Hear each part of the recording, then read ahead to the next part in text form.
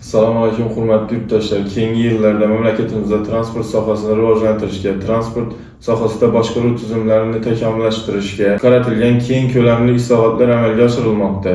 Shuningdek, transport nazorati inspeksiyasi tashkil qilinganligi munosabati bilan 2026-yil 5-fevraldagi O'zbekiston Respublikasi ayrim qonun hujjatlariga transport xizmatini ko'rsatish, tashkil etish tizimini takomillashtirishga qaratilgan O'zbekiston Respublikasi 11-18 sonli qonuniga asosan ma'muriy javobgarlik to'g'risidagi kodeksning avtomobil transportiga oid ayrim moddalarga o'zgartirish va qo'shimchalar kiritildi. Jumladan, avtomobil transportida yo'lovchilarni muntazam yo'nalishlarda tashish huquqini tasdiqlovchi guvohnoma yonida bo'lmaganda, belgilangan yo'l haqqi tariflarini oshirganda, muntazam yo'nalish bo'yicha tasdiqlangan qatnov jadvaliga amal qilmaganda, tasdiqlangan yo'l sxemasidan chetga chiqqan hollarda 125.4 moddasiga asosan ma'muriy bayonnoma rasmiylashtiriladi.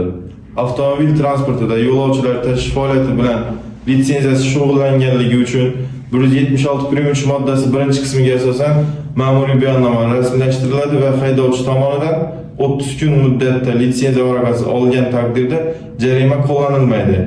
Xuddi shuningdek, huquqbuzarlik 1 yil davomida takroran sodir qilinsa, 176.3 moddasining ikkinchi qismiga asosan ma'muriy bayonnoma rasmiylashtiriladi va haydovchiga jarima solishga sabab bo'ladi. Xalqaro avtomobil tashuvlarini hamda M3 va N3 toifali avtotransport vositalarida yo'lovchilarni va yuklarni shaharlararo tashishda taxografsiz, nosoz taxografdan foydalangan holda yoki taxografni o'chirib qo'ygan holda haydovchilar tomonidan mehnat va dam olish rejimiga rioya qilinmaganda 125-moddaning 4-qismiga asosan ma'muriy bayonnoma rasmiylashtiriladi. Bundan tashqari, yuk avtotransportida tovar transport yuk xatlari, yo'l varaqalari berish bo'yicha belgilangan tartibda bajarmaganda ma'muriy javobgarlik to'g'risidagi kodeksning 125-moddaning 8-qismiga asosan ma'muriy bayonnomalar rasmiylashtiriladi.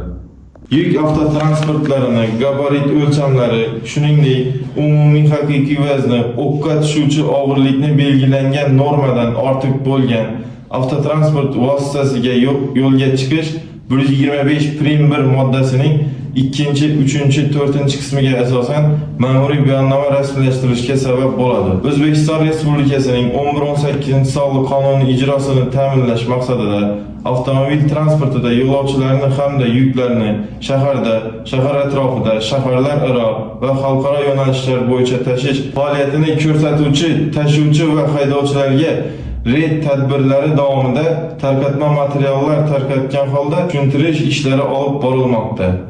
Ushbu moddalarni amaliyotda qo'llash orqali yo'lovchilarni transportda sifatli xizmat ko'rsatish, xavfsizligini ta'minlash, o'z vaqtida ishonchli tashish xizmatini ko'rsatish va avtomobil transportiga oid qonunchilik hujjatlarining buzilishini oldini olishga xizmat qiladi.